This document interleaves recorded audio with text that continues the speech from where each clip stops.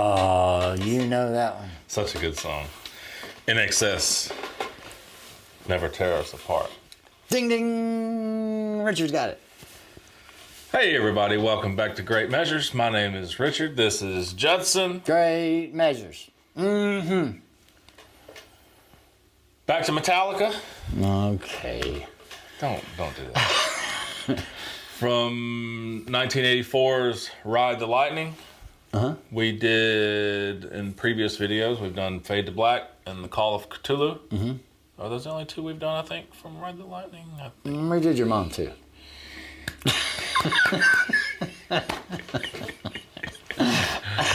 The song is called For Whom the Bell Tolls. That's an Ernest Hemingway It is book. loosely based on the book, 1940 book about the Spanish Civil War. Let's see, I got a little bit of info for you here. I've read it. I'm not talking about the book. Oh.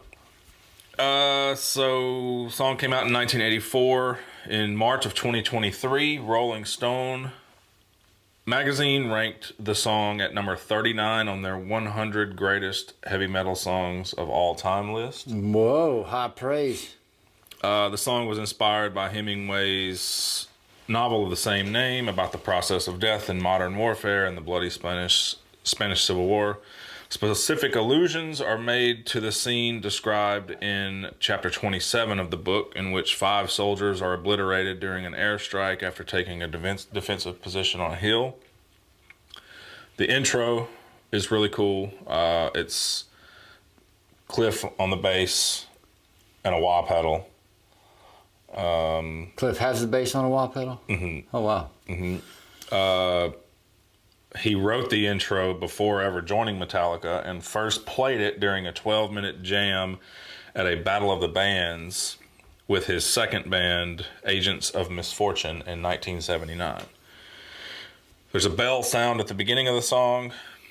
The sound is Lars striking an anvil with a metal hammer, and it's combined with a bell from a sound effects reel. Oh, okay. Yeah. So they cheated. Sure. Still sounds pretty cool. Yeah. To hit an anvil with a hammer. Yeah. I also like to preface this with, like, this was 1984, so each band member was like 20 and 21 years old when they wrote this, Fade to Black and all those other ones from this album too. But it kind of helps me get in the mindset of, man, they did this when they were that young. Oh, okay. You're giving them high praise too. Absolutely. What does your shirt say? Cattle decapitation. Oh, I guess I could. I could see that after a minute. It's one of my favorites. Cool shirt. Lighting a cigarette on a dumpster fire. Okay. Yeah. Remember that imagery we were talking about before? Yeah. Ready? Yep. Ready? Proceed, Richard.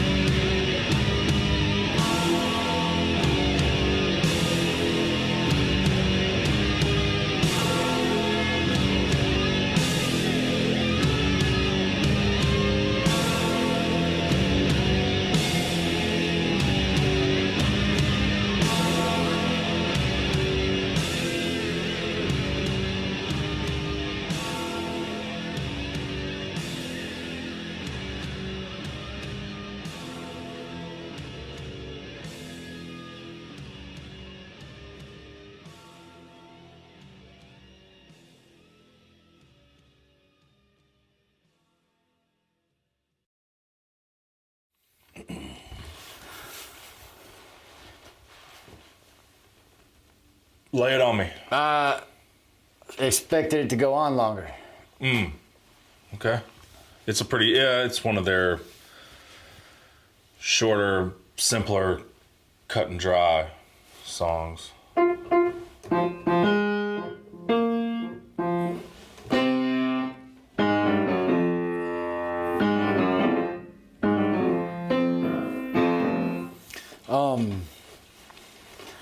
It's a cool line when he says,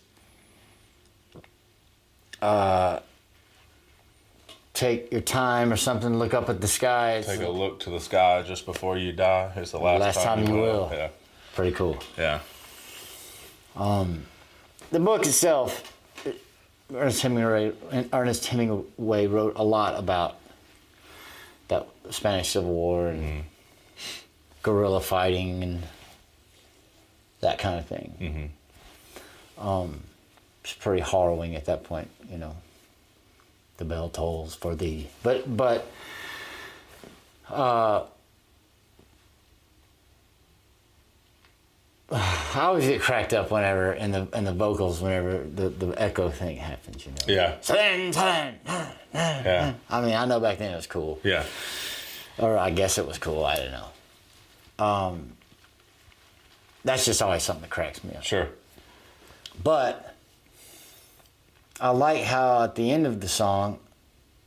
So you've seen Jimi Hendrix play the Star Spangled Banner before. So you know during the Star Spangled Banner he plays the bombs falling in Vietnam and the screams of people, even a bomb siren at one point he plays. Whilst wearing red, white, and blue in his clothes. Anyway. And it sounds like to me at the end of the song that's what they were doing. They were playing the bombing. Yeah. Okay. The bombs happening. I mean, I know I heard whether it was James or it's Kurt or Kirk. Kirk. Were playing screams and heard a couple of. Yeah. That's cool. The dive bombs. And no doubt they would have been influenced by Jimmy doing that or somebody. I mean, maybe somebody else does Kirk that. was a huge Hendrix fan. Then no doubt. Huge Hendrix. I mean, any guitar player who's heard that at some Kirk point is a huge Hendrix. Yeah, at any point you want to be able to do something like that. One of the greatest things ever done on a guitar ever. It was Jimmy's Star Spangled Banner. So as a guitar player, when you listen to that, and even each section, because I know this is not about that. Sure. But he cuts it up to where he does some bombs and some screams, and he does this. I think that's one of the first things he does. Actually, is the bomb siren, or the bomb alarm, or whatever. And like the air raid side. yeah, and then does a couple things, and then comes back and goes. Yeah. So any guitar player that looks at that wants to do that. Yeah. You know, sees that idea and then thinks, "Wow, can I make that happen again?" And I've never heard anybody really do it until just then. So I think that's cool. And of course, I think it's always cool when you overlap artistic from a lyrical standpoint. Endeavors. Yeah. Literature with music or you know. There's another one from that album that I want to show. I was torn today, like, do I show you this one or this one? The other one I want to show you from that album. Well, there's a few, there's a couple of others from that album that I want to show you. But the next one I want to do is, it's based on the biblical story, God sending the angel of death to the Pharaoh and in Egypt. Killing the firstborn. Yeah, that song is about that. So. Oh wow. Yeah, I like the bass intro, the dun on the bass with the wah pedal. Like that's just. It's cool. I love it. Is that the part that he came up with at a jam or something?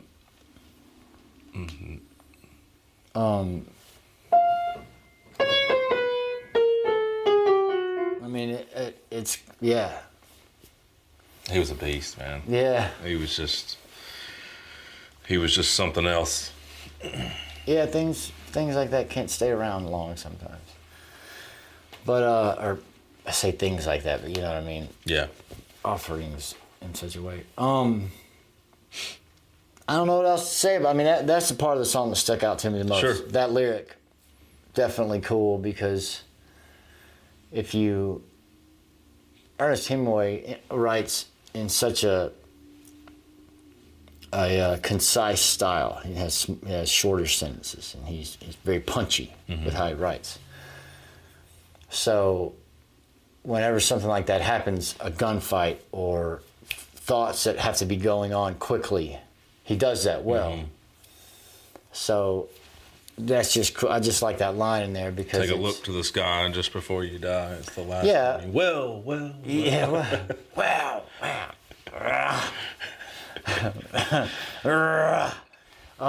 But that's where a lot of their death was coming from, was the sky as well. So it's kind of cool. That's like cool. That. And they were so young. Yeah. Well, I mean, I think that's when you do some of your. That's when you're on fire, you know, like, oh, let's try this. I know musically, the ideas are pretty fluid. Especially if you're in the early days of substances, they help at times to help your mind sort of fracture and think of things It's differently. amazing to think, like, 83, which we haven't done anything from Kill 'Em All, have we? Their first full-length album, have we? I don't think we've done anything from that album yet. You'd know better than me. I don't think we have. What's the other album that we have done? We've done Master Puppets. Master and we've Puppets. done And Justice for All. Aha. Okay, then, sure. Yeah. Why are you asking the question? Because from 83 to 88, that 5-year span is when all 4 of those albums were done. Like, early, I mean, they were 25, 26 by the time And Justice for All was done. It's just incredible to me. Like, it's just mind-blowing. I mean, that's when you're on it. Especially, like I said, if you're using substances or drinking stuff, it's before it becomes a job. Yeah. You know, before it becomes life. Yeah. Then you're just Before it becomes survival. Yeah, and it's just allowing you to see things differently. It's taking you out of the norm.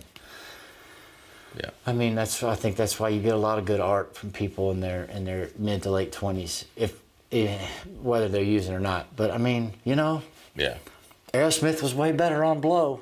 I mean, let's just go ahead and throw that out there. That's a good point. That's a good point. No, I mean, they did some great stuff in the 90s. Come on. Good stuff. They did some stuff in the 90s. Let's leave it at that and move on. Metallica. Yeah. For Whom the Bell Tolls. For Whom the Bell Tolls. Yeah, I will. I'll just leave it at that. We'll go. Next time we revisit this album, we'll probably do "Creeping Death," which is the name of that song about the Passover, the angel of death, and all that stuff. And then there's a Slayer song called "Angel of Death" too that we need to show you. So is that also about Passover?